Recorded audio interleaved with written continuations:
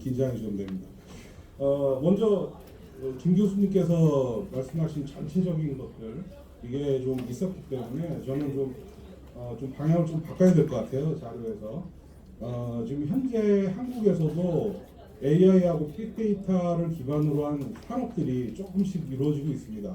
우연찮게 저희가 좀 먼저 시작해서 이런 부분들이 좀 진행되고 있어서 그 부분들을 좀 먼저 설명을 좀 드리도록 할게요.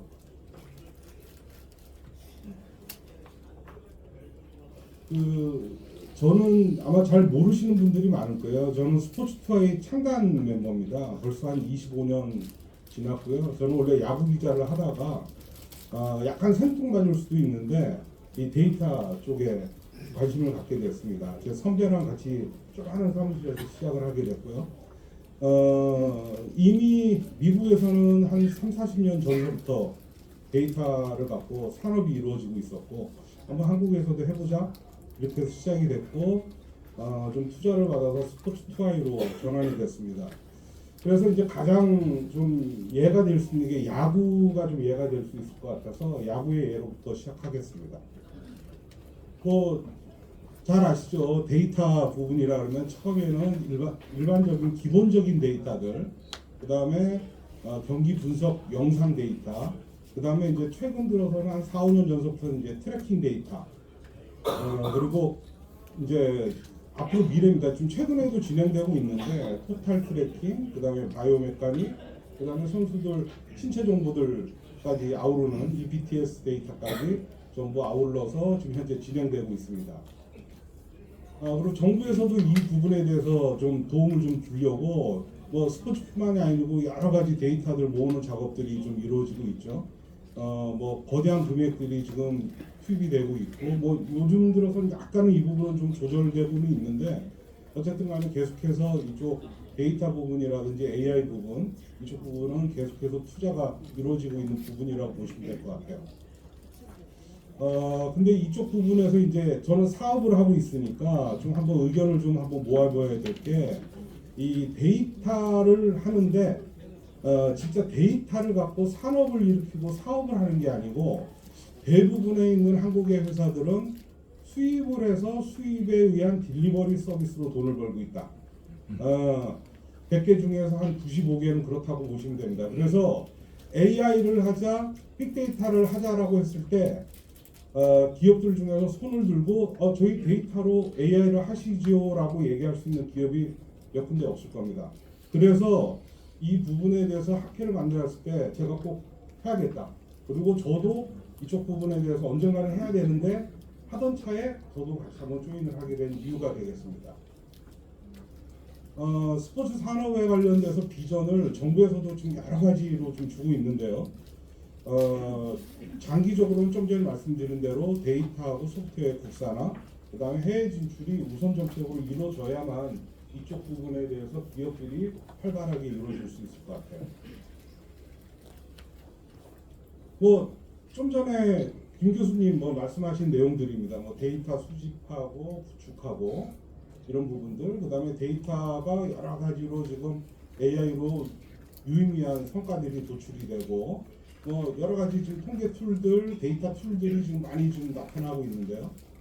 가장 중요한 거는 저희 기업에서는 인재 부족입니다. 이 데이터를 모으는 거는 해외 시스템을 수입을 하든 저희가 노가다를 하든 하는데 문제는 분석할 수 있는 사람들이 없어요.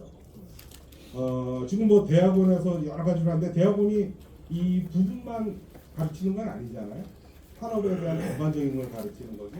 그래서 저희가 사업을 하면서 지금 가장 급선무가 이쪽 부분에 대한 인재 육성이 좀 필요하다.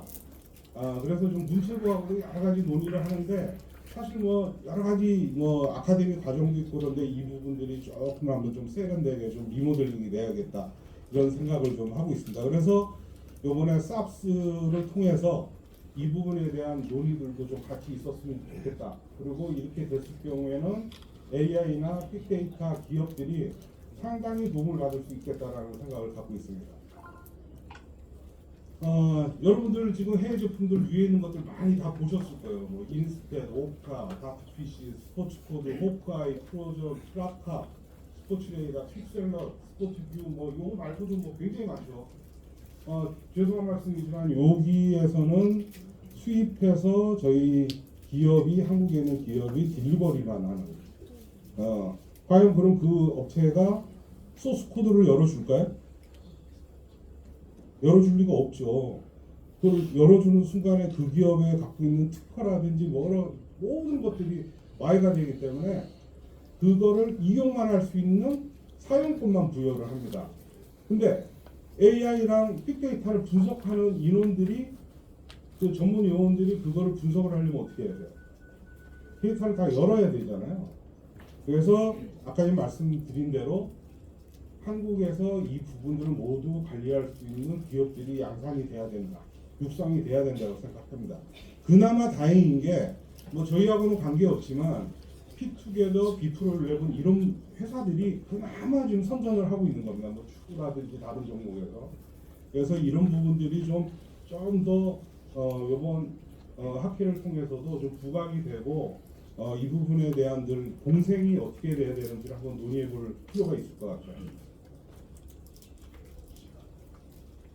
그러면 스포츠 투아이가 그러면 데이터를 갖고 어떤 식으로 사업을 하는지 어떻게 해왔고 앞으로는 어떻게 할 건지에 대해서 좀 말씀드릴게요. 처음에 저희는 순수하게 노가다로 데이터를 입력을 했어요. 저도 뭐 하루에 뭐 한 10시간 정도씩 데이터를 입력을 했습니다. 저는 공대랑 뭐 체육과 출신이 아니에요. 저 의외로 좀 생뚱맞을 수 있는데 저 영문학 출신입니다.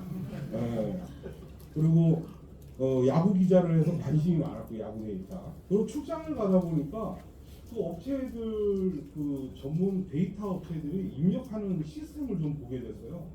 그래서 이게 분명히 한국에서도 될 것 같은데 이래서 시작을 한 거거든요. 그래서 맨 왼쪽에 있는 부분들이 제가 그 나름대로 기획을 했어요. 그 당시엔 저도 기획을 좀 했었거든요. 그래서 대표팀 전력 분석 시스템을 만들어야겠다. 공식 기록도 입력해야겠다. 손으로 하는 게 아니고 기계로 넣어야겠다. 그래서 기계로 넣기 시작한 게 트래킹 시스템입니다. 해외 제품들은 데이터가 쏟아져는 나오는데 그거를 직접 저희가 만들거나 수정을 할 수가 없어요. 그냥 보기만 합니다. 보는 사용권을 프로그램을 대여를 받는 거예요. 그거를 받으려고 그러면은 다시 돈을 주고 사야 됩니다. 그래서 궁극적으로 이 학회는 이런 부분들에 대한 기업이라든지 정책을 같이 논의를 해야 된다라고 생각이 돼요. 그리고 이제 이런 시스템들이 발전이 현재 지금 2번까지는 되어 있기 때문에 3번이 가능했던 겁니다. 3번에 있는 얘기 좀 이따가 화면을 좀 보여드릴 텐데 이 세 번째 버전이 외국 업체가 한국에 들어와 있음에도 불구하고 지금 하고 있지 못합니다. 한국의 사업을. 말로는 왜 이거를 하느냐 못하느냐 얘기하지만 실제로 할 수가 없어요. 그 이유를 좀 이따 말씀드릴게요. 자, 지금은 이제 그 세 번째 버전에서 지금 올해 뭐 너무 화두가 되고 있죠. ABS 로봇 심판 이 KBO에 지금 전격적으로 도입이 됐는데 이 부분에 대한 뉴스 잠깐만 좀 보여드릴게요. 오는 23일 개막하는 KBO 리그는 대변화를 앞두고 있습니다. 세계 최초로 전자장비를 이용해 스트라이크를 판정하고 투구 제한 시간도 도입이 되는데요. 달라지는 프로야구 이명록 김수근 기자가 정리했습니다. 야구가 시작된 이래 주심에게만 의존했던 스트라이크 판정이 이제 자동으로 이루어집니다. 세대의 카메라를 통해 투구를 실시간 추적한 뒤 이러한 3차원 스트라이크 존을 통과하는지 전자장비가 판정하고 심판은 통보만 합니다. 투수가 던진 공이 먼저 스트라이크 존의 중간면을 접촉한 뒤 맨 끝면에 한 번 더 접촉하는 경우에만 스트라이크로 인정되는 방식입니다. 스트라이크 존의 폭은 홈플레이트 중간면에서 좌우 2cm씩 넓게 적용하고 존의 높낮이는 타자의 키에 따라 달라집니다. 포수가 공을 어떤 식으로 잡는지 이른바 프레이밍은 상관이 없습니다. 시범 경기를 경험한 제구력의 대명사 류현진은 만족감을 드러냈습니다. 제가 스트라이크라고 생각했던 거에 콜이 올라가기 때문에 넓게 느껴지진 않았고요. 스트라이크 받을 만한 공이 스트라이크 판정을 받았던 것 같아요. 키가 작은 선수들에게 도움이 될 것이라는 전망도 있습니다. 크게 영향을 미치는 것 같지는 않아서 높은 공에 대한 부담은 조금 줄었지 않았을까 하는. 시범 경기 기간 판정 정확도는 99.9%. 가장 눈에 띄는 건 불필요한 판정 논란이 사라졌다는 겁니다. MBC 뉴스 이명호입니다. 이 ABS 시스템이 가동이 되려면은 그 전에 트래킹 시스템이라는 게 있어야 돼요. 뭐 여러분 잘 아실 거예요. 호크아이, 아까 전에 플라이트 스코프도 나왔거든요. 플라이트 스코프, 남아공 해봤습니다. 호크아이, 뭐 일본 소니 사건, 그다음에 트랙맨 덴마크 거죠. 야구 사업은 미국에서 주로 하고 있지만, 이 제품들이 ABS를 만들려면은 좀 전에 말씀드린 존이 좀 다르잖아요, 한국은. 그리고 메이저리그는 단면 스트라이크 시스템이에요. 중간면만 갖고 스트라이크를 하는데 한국은 지금 중간면하고 뒷면까지 합니다. 이거를 디버깅을 시키려고 그러면은 소스 코드를 다 열어야 돼요. 그럼 국산 트래킹 시스템이 있어야 됩니다. 근데 외국 제품들은 이 부분들을 할 수가 없죠. 그래서 지금 올해 이전에 4년 동안 퓨처스 리그에서 계속 매년마다 입찰을 했어요. 근데 처음에는 트랙맨하고 플라이트 스코프, 그 다음에 호카이 전부 다 입찰에 들어왔는데 결국에는 그 입찰 조건에 맞출 수가 없는 거예요. 한국에 있는 회사들은 그거를 할 수가 없죠. 그냥 마케팅 회사니까. 연구소가 낀 벤처 회사만 가능한 일이었죠. 그래서 이제 저희가 4년 동안 했고, 근데 이게 사실 메이저리그도 아직까지 ABS를 안 하고 있어서 저희도 뭐 사실 이걸 계속 투자를 해야 되나 말아야 되나 이럴 때 체육진흥공단에서 선도기업 사업을 했죠. 그게 아주 저한테는 굉장히 큰 묘수가 됐습니다. 수익이 없는데 계속 R&D를 하기가 어려웠던 참에 한번 선도기업 선정을 통해서 한번 이런 걸 한번 해보는 게 어떠냐라는 의견들이 좀 있었어요. 그래서 저는 그 전까지는 사실 별로 뭐 이런 자금 받거나 이런 거에 별로 관심이 없었는데 처음으로 시작한 게 그 부분입니다. 그 부분에서 처음으로 이제 연구소 인원들을 이쪽 해당되는 부분들을 저희가 다시 한번 확보를 해서 직접 트래킹 시스템들을 다시 재정비를 하게 되고, 마침 그게 돼 있으니까 올해 갑자기 작년에 하반기죠. 하반기에 갑자기 KBO에서 한번 세계 최초로 해보겠다.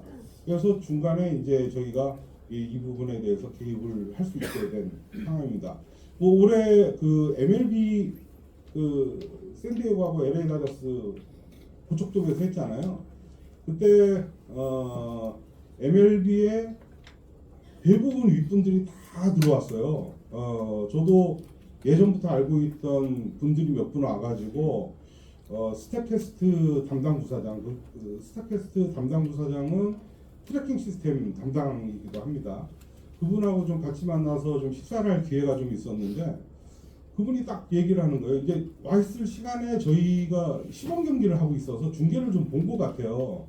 그러더니 아니 이게 너희 시스템을 얘기를 들었는데 중간면하고 뒷면을 체크를 하더라. 그 이유가 뭐냐? 첫 번째. 그래서 그거는 위에서 걸렸는데 위에서는 앞에서는 스트라이크로 들어왔는데 뒤에서 떨어지는 공이 들어오면은 받을 때 보면 이렇게 밑에서 받는 커브 같은 거는 이렇게 밑에서 받으면 볼로 인식이 된다. 그건 시각적으로도 볼인 것 같다. 그래서 두 개를 한다. 그래서 제가 되물었어요. 너희는 왜 그러면 중간에 하나만 하냐? 그랬더니 얘기하는 게 뒷면으로 체크를 뒷면까지 하려니까 이거는 기술 개발이 좀 또 다른 문제다. 그리고 얘네들 MLB에서 중계할 때 이미 나오잖아요. 그 ABS 화면이. 근데 ABS 화면이 앞에서는 찍혀갖고 스트라이크로 나오는데 뒷면에서 빠지면은 볼이 돼야 되는데 이 부분이 두 개를 동시에 보여주기가 어려운 거예요.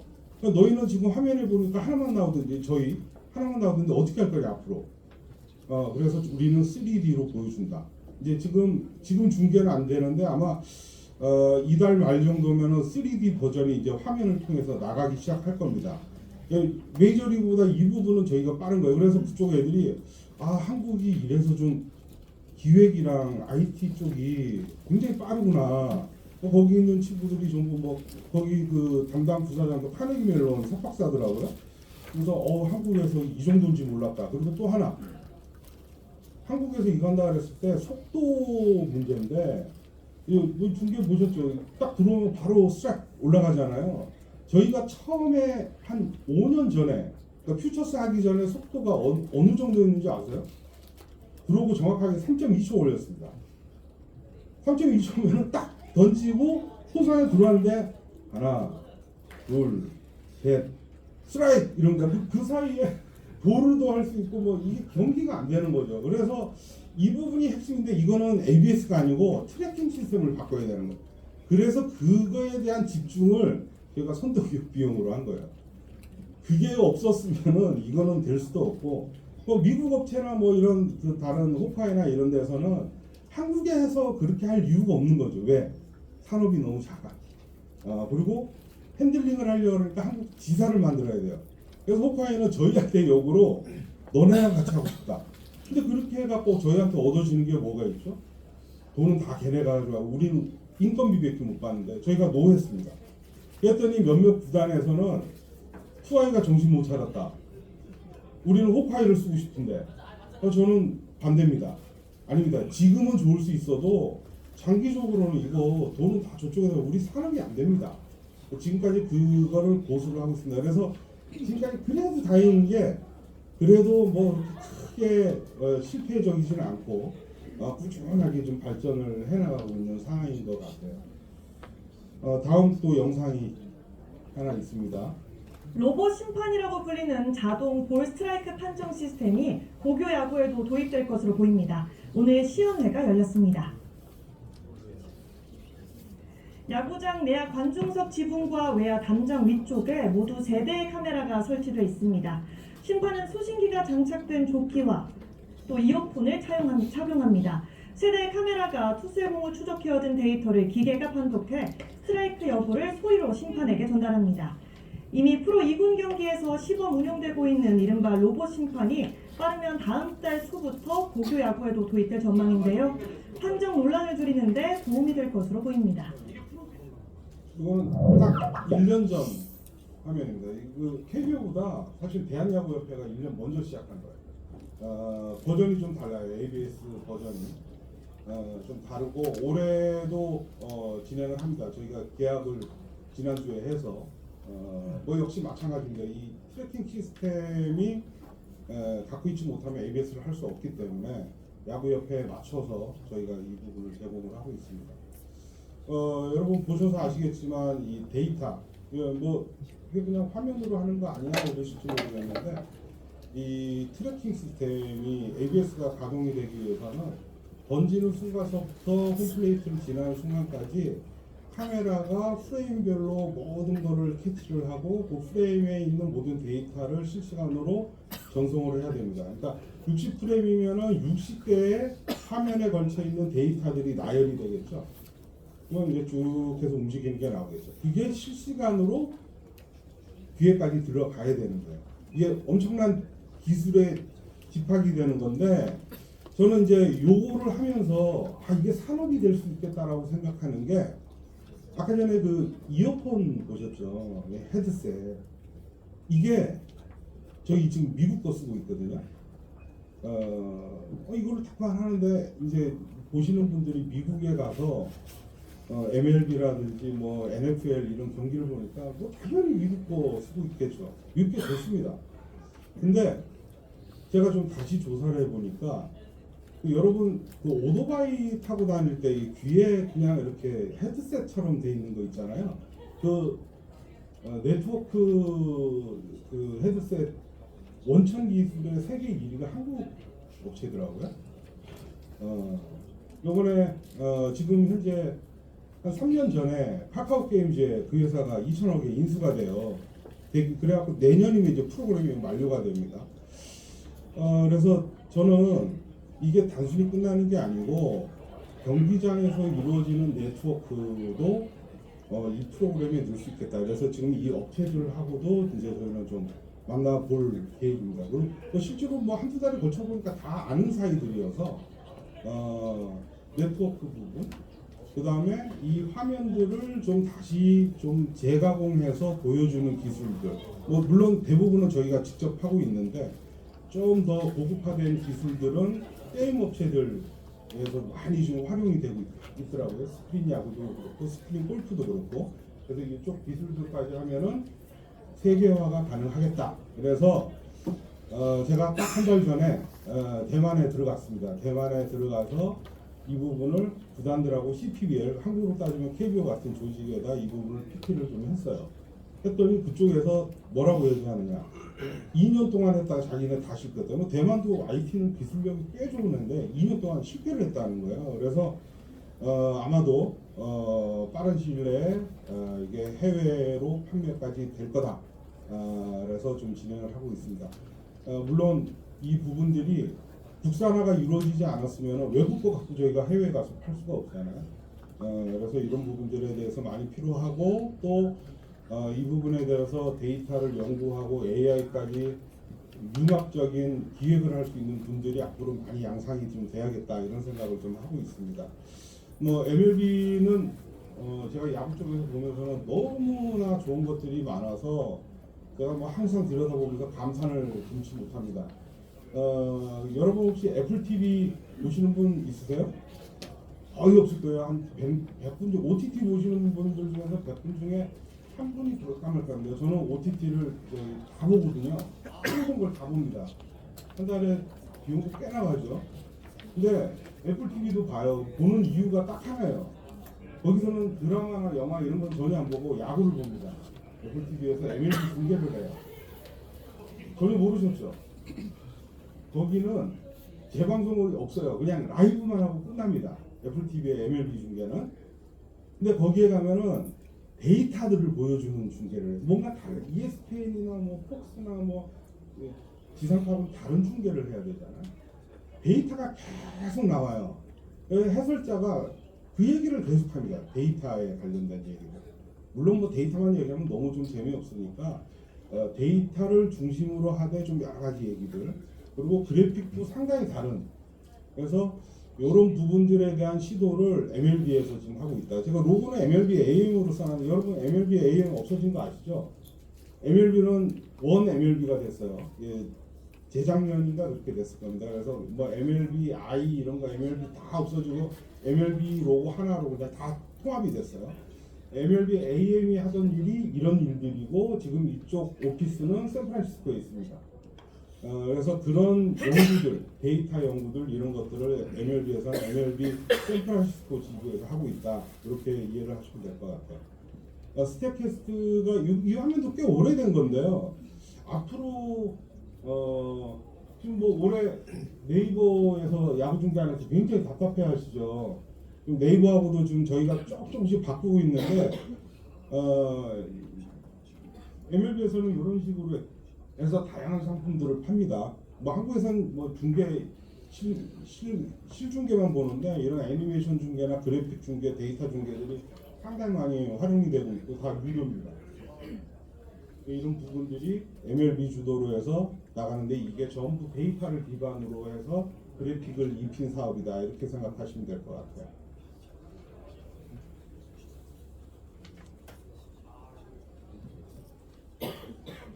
이 MLB가 참 부러운 게 이런 타구까지 전부 트래킹을 하고 있잖아요. 지금 호크아이에서 지금 이거 데이터를 좀 뽑아내고 있는데 이 데이터가 그냥 그려진 게 아니고 실질적으로 전부 데이터에 근거해서 그래픽을 입히고 여기는 좀 단면이죠. 아까 말씀드린 대로 한국은 2면이니까 그걸 3D로만 보여줘야 되는 이게 숙제가 생긴 거예요. 이제 올해부터는 여러 채널에서 못 보고 경기장에 가도 전광판으로도 나올 겁니다. 그거 스포츠 투아이가 만들었다 이렇게 생각하시면 될 겁니다. 메이저리그에 없습니다.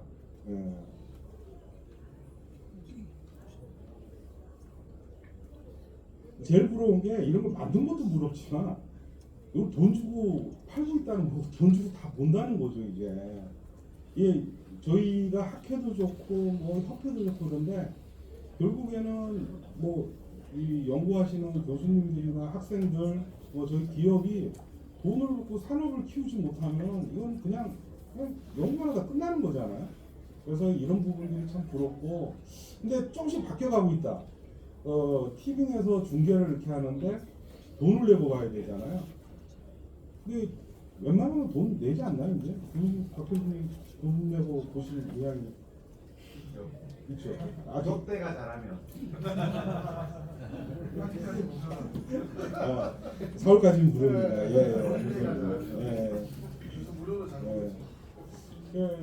이게 참 그래도 뭐 저희가 좀 나아진 게 뭐 스마트폰 막 대중화될 때 저희가 제일 걱정했던 게 그거잖아요. 뭐 툭하면 돈 내야 되는데 이게 진입 장벽이 너무 많은 거예요. 뭐 깔아야 되고 또 실제로 잘못 눌러서 돈 나가면 어떻게 하지? 근데 요새 웬만하면은 다 이제 핸드폰으로 다 하지 않나요?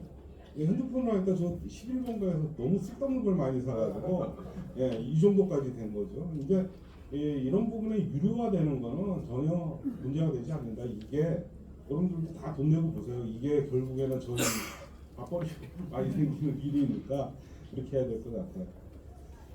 한국은 어떻게 되고 있느냐? 뭐 아까 전에 정부에서도 많은 지원도 해주고 이렇게 하고 있는데 결국에는 이제 이 과정에서 싹 학회에서도 여러 가지 좀 의견들이 좀 필요해서 좀 이쪽 관련된 AI 빅데이터 부분에 한국이 그냥 연구만 하고 수입만 하는 업체가 아니고 스포츠 산업을 일으키는 선진국으로 발돋움해야 되겠다 이런 생각을 좀 갖고 있고요. 또 하나 뭐 아시는 분들보다 모르시는 분들이 많을 것 같아서요. 구체적으로 지금 정부에서 좀 관련된 사업 지원이 좀 있었습니다. 이 4년짜리 사업이에요. 좀 역대급으로 좀 큰 사업이었고 뭐 자부담금 포함하면 거의 65억 정도 되는 사업이고요. 뭐 운이 좋게 저희가 키스타고에서 이 사업을 맡게 됐고 저희가 지금 스포츠카이가 주관사입니다. 올해가 마지막입니다. 올해가 마지막 사업이고 내용 보시는 대로 배구, 농구, 그다음에 야구, 그다음에 대면 비대면 뭐 이 당시에 뭐 또 코로나가 그거에서 여러 가지로 해서 저희가 특허 관련된 부분들 또 세계화를 좀 추진하는 이런 기반을 좀 닦을 수 있었습니다. 아까 전에 김 교수님 화면에도 잠깐 있었죠. 이거는 뭐 저희가 따온 게 아니고요. 이거 저희가 직접 만든 화면입니다. 직접. 근데 이게 가서 찍어도 되지만 화면을 갖고 올 수 있어요. 그러니까 아까 말씀하신 대로 등번호 인식, 선수 사이즈 인식, 색깔 인식 뭐 이렇게 해서 선수들 트래킹을 자동으로 하고 얘는 여기에서 쓰여지는 작전들, 포메이션 이런 게 전부 실시간으로 사람 입력 없이 그냥 자동화되는 이런 부분들이 지금 현재 만들어지고 있고 뭐 코보에서도 저희가 PT를 한 2번 해줘갖고 굉장히 좀 기대를 좀 하고 있는 이런 내용들입니다. 농구도 마찬가지입니다. 지금 이 부분도 지금 저희가 만든 거예요. 이거 해외 거 갖고 온 게 아니고 왼쪽에서 선수들 움직이면은 이제 트래킹돼서 선수들 움직이고 왼쪽 아래에서는 볼 움직임이 이제 2D로 보여지게 되는 거. 그 다음에 오른쪽 하단에 있는 건 3D로 이제 높낮이 뭐 2D, 3D 나온다는 얘기는 데이터가 전부 X, Y, Z 축으로 전부 모여져서 유의미한 다른 분석이라든지 다른 활용이 가능하다. 이런 시스템이 지금 현재 올해로 마무리가 될 것이다. 그리고 이걸 상용화는 어떻게 할 거냐는 인재 숙제입니다. 이게 국가 사업이었기 때문에 기본적인 건 저희가 이제 오픈을 할 수밖에 없어요. 이거는 나라 돈을 받았기 때문에. 근데 이 부분을 이제 소스 코드를 어떤 식으로 재분석하는지 또 사업적으로 연결하는지는 이제 또 다른 연구가 좀 필요할 것 같고요. 저희는 뭐 기술 개발만 하는 게 아니고 마케팅이나 이런 부분을 같이 하고 있기 때문에 현재 이 부분들을 사업화시키는 것들을 좀 협단체하고 좀 진행을 하고 있습니다. 그래서 뭐 결론 아닌 결론인데요. 한국에서는 여러 가지 사업들이 의외로 좀 미국이나 유럽에 비해서는 굉장히 좀 단순하고 좀 아직 기초적일지 몰라도 여러분들이 보시는 게 의외로 국산화가 되어 있다. 그리고 여러 가지를 지금 여러분들이 보고 계시는 것들이 현실로 이루어지고 있다. 이런 부분들이고요. 오른쪽 맨 끝인데요. 제가 간단하게 보여드릴게요. 이게 티빙 아까 전에 말씀드렸잖아요. 티빙에 이제 이게 빠르면 5월달부터 스타트 될 건데 이게 저희가 만드는 건데 어떤 기능이냐고 하면은 AI로 투구가 어떤 투구가 될지를 저희가 분석해서 미리 알려줍니다. 이게 어디 부분에 어느 공을 던질 거냐. 직구냐, 커브냐, 슬라이더냐 그걸 미리 던지기 전에 저희가 계속 나눠 보내주는 거야. 그럼 TV 자체 중계하잖아요. 일주일에 한 경기씩. 이제 얘네들이 뭐 계속 늘리려고 하는 것 같아요. 심수창 위원이 지금 그거 해설하고 있는데 그러면 이제 그거 보면서 계속 얘기하는 거예요. AI에서는 지금 바깥쪽 낮은 직구를 던진다고 하는데 자 보시죠. 어떻게 되는지. 커브였네요. 그래서 이제 그런 얘기 하게 되겠죠. 그래서 야구가 스포츠가 재밌어지는 거죠. 뭐 AI랑 똑같이 두면은 그쪽에서도 또 반응하고 미리 대비할 거 아니에요? 다 전력 분석하는 사람들이 있기 때문에. 근데 시청자들한테는 여러 가지 팩트에 기반한 여러 가지 정보들을 줄 수 있는 것들이 스포츠 AI고 빅데이터. 그래서 이 부분들이 5월 중순 정도입니다. 저도 지금 개발자들한테 굉장히 독촉을 하고 있는데 이 부분만 되면은 TV로 한 달에 5,000원인가요? 그게? 5,500원 아깝지 않으실 것 같아요. 지금 참고로 말씀드리면 저희가 단발 계약으로는 티빙하고 역대급으로 계약해서 3년 풀 계약해서 한 35억 정도 계약을 했습니다. 이게 결국에는 AI 빅데이터 발전인 것 같아요. 예전에는 데이터 공짜로 주세요. 방송국도 전부 공짜 아니면 안 쓸 거예요. 뭐 이렇게 했는데 이게 지금 바뀐 상황입니다. 이렇게 돼서 제가 아까 5년 전쯤만 해도 이걸 데이터를 이거 해야 되나 말아야 되나 이렇게 말씀드렸잖아요. 어찌 됐든지 간에 스포츠 분야의 빅데이터 AI 부분이 이제 화두가 되면서 저희 매출은 지금 3자리 억대 수익이 지금 발생되고 있습니다. 그래서 이 학회와 좀 여러 가지 논의하면 좀 더 많은 그리고 더 활발한 스포츠 산업에 대한 논의가 좀 있을 수 있을 거라고 생각합니다. 예, 여기서 마치겠습니다. 감사합니다.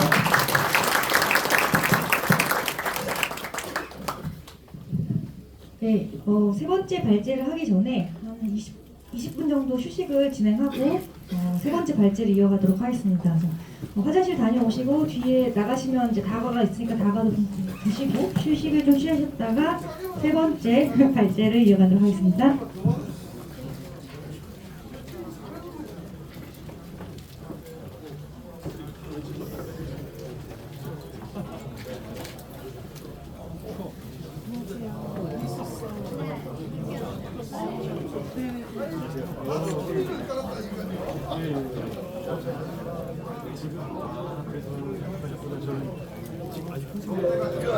아직죠. 그죠? 저는 그